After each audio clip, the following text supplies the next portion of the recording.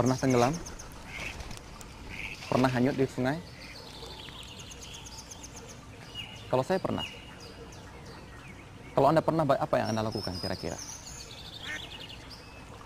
Kelelap air, terombang-ambing ombak, hanyut di arus yang deras. Apa yang Anda lakukan?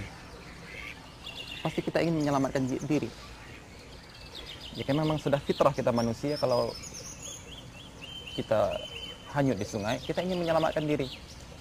Mencari pegangan, mencari ranting pohon, bahkan rumput pun kita pegang untuk menyelamatkan diri. Padahal menurut logika kita tahu bahwasanya rumput tidak bisa menahan tubuh kita yang berat. Tapi mengapa kita mau melakukan itu? Karena kita ingin menyelamatkan diri. Karena kita tahu arus yang deras ini akan membunuh kita, mencelakakan kita. Pernah berdosa? Ya, semua orang pasti akan menjawab pernah.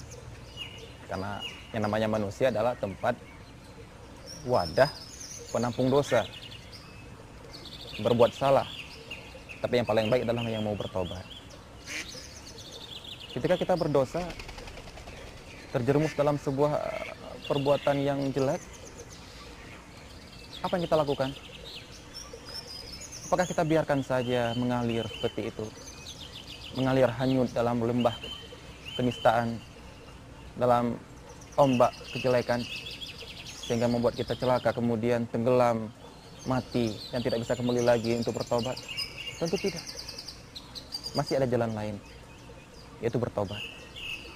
Seperti Anda menyelamatkan diri dari sungai yang menghanyutkan kita dengan mencari pegangan, maka ketika kita hanyut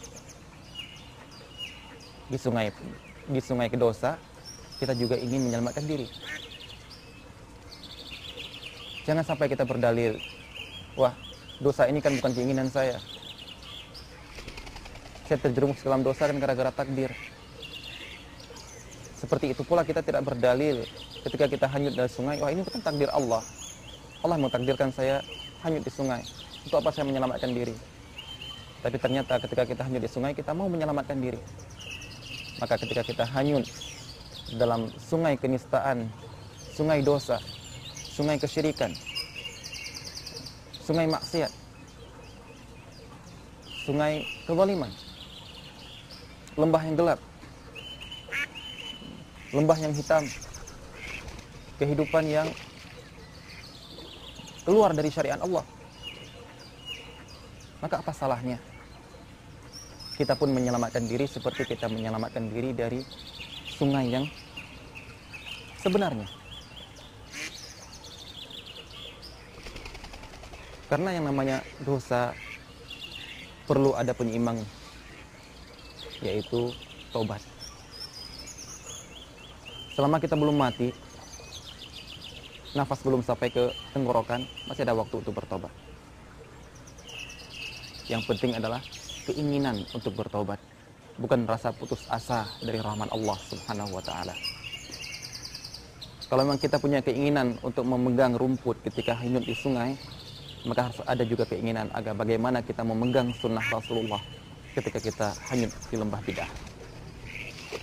Bagaimana kita ingin memegang kepada Al-Quran, ibadah kepada Allah ketika kita tenggelam di dalam danau kemaksiatan. Marilah sama-sama, saya dan Anda, kita semua yang pernah berbuat dosa, yang pertama jangan putus asa dari rahmat Allah Subhanahu wa taala.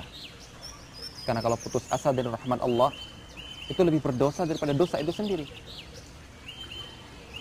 Anda berbuat dosa, berbuat maksiat, tapi kemudian Anda berkeyakinan bahwasanya Allah tidak akan mengampuni Anda, itu lebih dosa. Karena Anda seakan-akan menganggap bahwasanya rahmat Allah itu sedikit. Rahmat Allah tidak mampu untuk menghapus dosa saya yang sangat luas. Dan anggapan seperti ini lebih dosa daripada dosa Anda sendiri. Belum terlambat untuk berubah dari perbuatan yang maksiat menjadi perbuatan yang penuh dengan taat. Belum telat untuk bertobat. karena kita masih menghirup udara segar, masih mendapatkan kesempatan dari Allah Subhanahu wa taala.